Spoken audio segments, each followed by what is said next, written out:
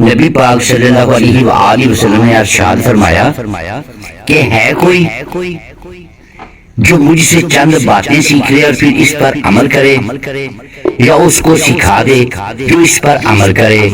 اللہ کی حبیب علیہ السلام فرمانے لگے، حرام سے بچ جاؤ، سب سے بڑے عبادت گزار بن جاؤ گے۔ اور پھر اللہ کے حبیب علیہ السلام فرمانے لگے، جو رب نے تیری قسمت میں لکھ دیا ہے اس پر راضی ہو جا، تو سب سے بڑا غنی ہو جائے گا۔ حضور علیہ السلام فرمانے لگے، یہ دیکھنا ذرا۔